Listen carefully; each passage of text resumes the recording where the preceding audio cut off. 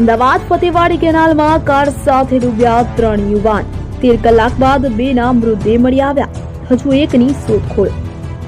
અમદાવાદના જુહાપુરા સરખેજ વિસ્તારમાં આવેલ ફતેવાડી કેનાલ ખાતે એક એવી ઘટના બની કે જેનાથી બધાએ ચેતી જવાની જરૂર છે.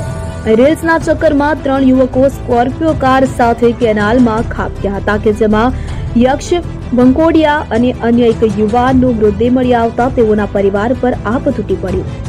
મળતી માહિતી અનુસાર યક્ષ જ કાર ચલાવી રહ્યો હતો, પરંતુ અકસ્માતની સમયે તેણે આ કાર યશ સોલંકીને ચલાવવા માટે આપી હતી. તો બીજી તરફ બીજા યુવાનનો પણ મૃતદેહ મળી આવ્યો.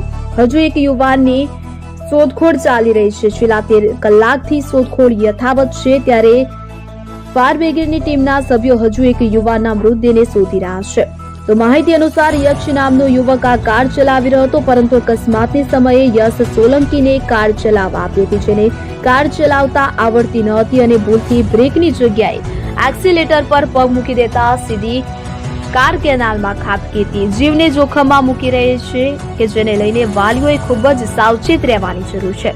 આ કાર કે જે 3500 રૂપિયામાં 4 કલાક ભાડેથી લાવવામાં આવી હતી કે જેઓ રેસ બનાવીને પોતાનો વટ બતાવી શકે. આ સમગ્ર ઘટના અંગે એમ ડિવિઝન ટ્રાફિક પોલીસે તપાસ શરૂ કરી છે. ઉલ્લેખનીય છે કે આજકાલના બાળકોને યુવાઓમાં સોશિયલ મીડિયા પર છવાઈ જવાની અને પોતાનો વટ બતાવવાની ગેલછા ભારે પડી રહી છે. તેમના જીવને જોખમમાં મૂકી રહી છે અને જેને લઈને વાલીઓએ ખૂબ જ સાવચેત રહેવાની જરૂર છે.